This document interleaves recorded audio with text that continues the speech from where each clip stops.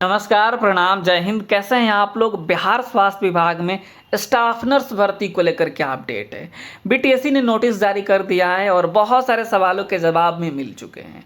आपके मन में जो सवाल चल रहे थे कि जिनका अब तक रजिस्ट्रेशन नहीं हुआ है बीएनआरसी से, उनका क्या होगा? डॉक्यूमेंट वेरिफिकेशन तो निकल गया है, क्या ऑब्जेक्शन में कुछ होगा? तो उसका भी जो है जवाब आ चुका है। कट ऑफ डेट को लेकर भी जवाब आ चुका है। बहुत सारी जानकारी आ चुकी है। ऑब्जेक्शन की प्रक्रियाएं शुरू हो चुकी है। कैसे आपको क्या करना है, कब से करना है, कब लास्ट डेट है। आप इस वीडियो को पूरा देखिएगा, समझिएगा, फिर आपके मन में जो भी डाउट्स हैं वो सारे डाउट्स निकल जाएंगे। तो चलिए इस वीडियो को स्टार्ट करते हैं। और छोटा सा अनुरोध कि चैनल को अब तक सब्सक्राइब नहीं किए होंगे तो ज़रूर कर लीजिएगा। सीधे हम आपको बीटीएससी के ऑफिशियल साइट पे लेके चलते हैं और वहीं से आपको सारी जानकारी देते हैं।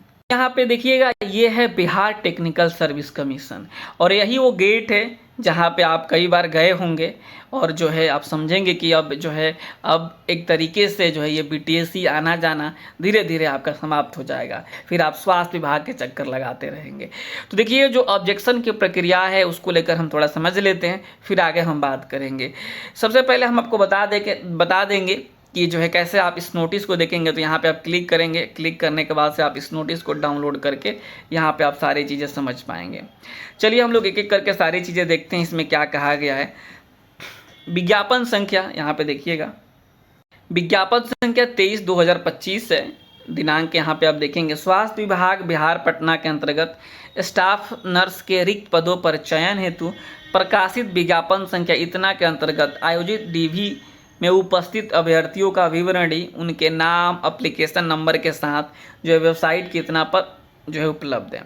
इस क्रम में दिनांक 25/7/2026 से 29/7, मतलब आप 25 तारीख से लेकर के 25 जुलाई से लेकर के आप जो है 29 जुलाई तक, 29 जुलाई के शाम जो है 6 बजे तक, कल आपको जो है मतलब 25 जुलाई को 10 से 11 बजे से आप जो ये सारी चीज़ें आप देख पाएंगे।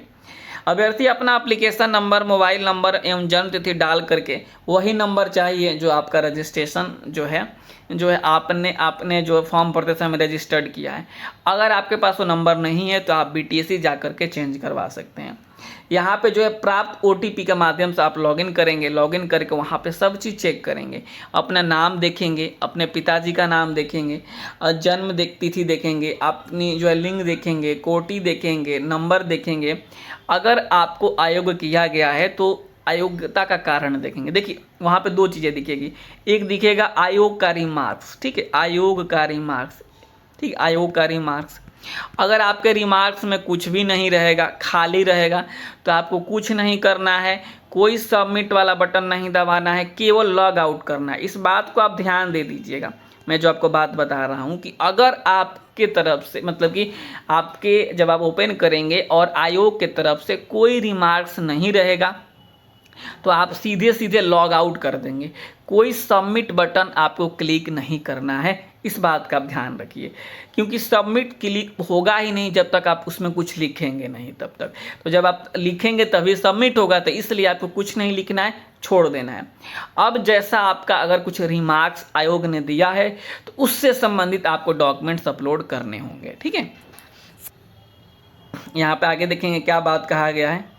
कहा गया है यहाँ पे देखेंगे, अनिवार्य शैक्षणिक योग्यता का प्रमाण पत्र, अंक पत्र, निबंधन प्रमाण पत्र सभी शैक्षणिक योग्यता के प्रविष्ट सहित डीवी में प्रस्तुत नहीं करने वाले अभ्यर्थियों को अयोग कर दिया गया है। मतलब जो लोग सही सब डॉक्यूमेंट्स नहीं दिए हैं उनको अयोग किया गया है। दूसरा दिखा गया है कि अगर आपका जो है जीएनएम अथवा बीएससी नर्सिंग से इतर आपका कोई कोर्स है तो आपको भी अयोग कर दिया गया है, ठीक है। बीएससी नर्सिंग का दावा ऑनलाइन आवेदन में होने पर बीएससी नर्सिंग का प्रमाण पत्र, अंक पत्र तथा जीएनएम का दावा ऑनलाइन आवेदन होने पर जीएनएम का प्रमाण पत्र प्रस्तुत करना अनिवार्य है। मतलब जैसा आपने ऑनलाइन फॉर्म भरते समय जो डॉक्यूमेंट्स जिसके लिए आपने कहा है वो आपका होना जरूरी है। ऐसा नहीं कि आप जो जीएनएम वाले हैं और बीएससी नर्सिंग डालकर फॉर्म भर दिए। स्वास्थ्य विभाग बिहार पटना के अधिसूचना इतना के आलोक में किसी भी संघ अथवा राज्य नर्सिंग काउंसिल से जो है निबंधित होना का निबंधन प्रमाण पत्र को मान्य किया गया। देखिएगा, मतलब कहा गया है कि आपका कहीं से भी रजिस्ट्रेशन हो, आपका बीएनआरसी से हो, यूपी से हो, झारखंड से हो, बंगाल, मतलब कहीं से भी हो, कोई दिक्कत वाली बात नहीं है। मतलब यहाँ पे किसी भी संघ अथवा राज्य नर्सिंग काउंसिल से निबंधित होने का प्रमाण पत्र मान्य किया गया। मतलब किसी भी जो है स्टेट से आपका रजिस्ट्रेशन है तो आपका जो है काम चल जाएगा। ये एक बहुत बड़ा बदलाव किया गया है और जो है जो सवाल चल रहे थे उन सारे सवालों का जवाब यहीं पे मिल गया है। आईएनसी नॉन आईएनसी को आप कहीं पे भी अब उस मुद्दे को आप छोड़ दीजिए, ठीक है। आईएनसी कॉलेज है, नॉन आईएनसी है, उससे कोई मतलब नहीं है। क्लियर है।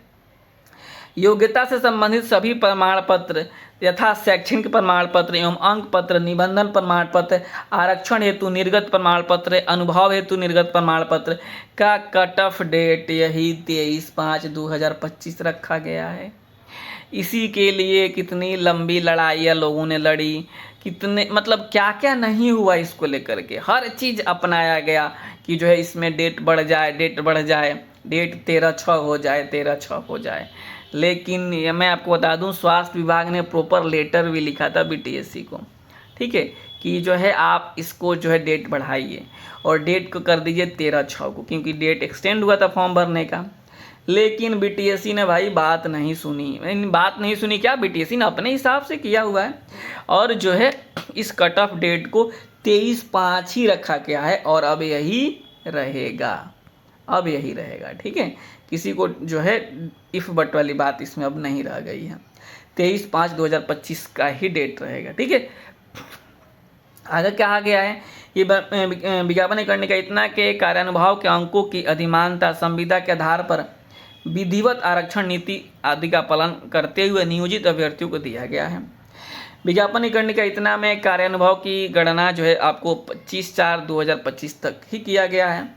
कार्यानुभव प्रमाण पत्र विज्ञापन करने का इतना में मतलब जो है आपको जो है जहाँ का जो है एक तरीके से एक्सपीरियंस सर्टिफिकेट है, जिले के सिविल सर्जन, चिकित्सा महाविद्यालय, अस्पताल का अधीक्षक, सुपर स्पेशलिस्ट अस्पताल संस्थापक निदेशक द्वारा निर्गत नहीं होने पर, मतलब जैसा मान लीजिए आपके जिले का हॉस्पिटल तो सिविल सर्जन से होना चाहिए, महाविद्यालय ये है तो अधीक्षक से होना चाहिए। इस तरीके से सारी चीज़ें जो जहाँ पे आप काम करते हैं वहाँ के हेड का जो है हेड के थ्रू जो वो आपका एक्सपीरियंस सर्टिफिकेट होगा वही मान्य है, बाकी सब नहीं है। ऑनलाइन आवेदन कोटि में जो है आपने जो एक तरीके से कहेंगे कि जो आपका कैटेगरी है उस हिसाब से देखेंगे। ऑनलाइन आवेदन में दावा किए गए कोटि के अनुसार अनिवार्य प्रमाण पत्र यथा जाति प्रमाण पत्र SC/ST के लिए, क्रीमी लेयर रहित प्रमाण पत्र जिसे आप NCL कहते हैं EBC और BC के लिए EWS प्रमाण पत्र नहीं रहने पर आरक्षण का लाभ नहीं दिया गया है। ऑनलाइन आवेदन में अंकित आरक्षण कोटि से इतर कोटि का प्रमाण पत्र संलग्न रहने पर आरक्षण का लाभ नहीं दिया गया।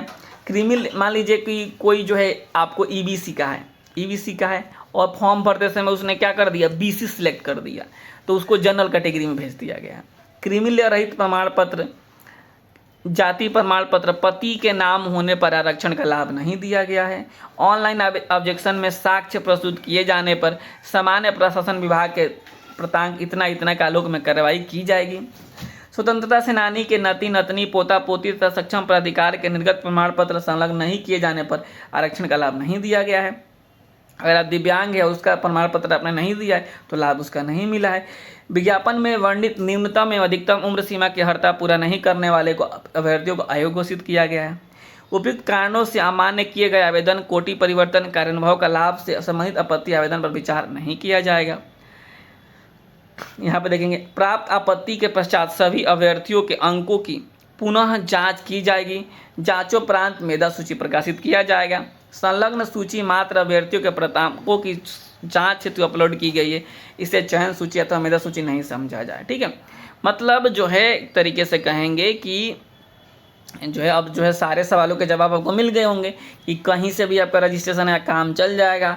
कट ऑफ डेट वही 23/5 रखा गया। अब आपको कैसे करना है इसको भी आप समझ लीजिए, ठीक है।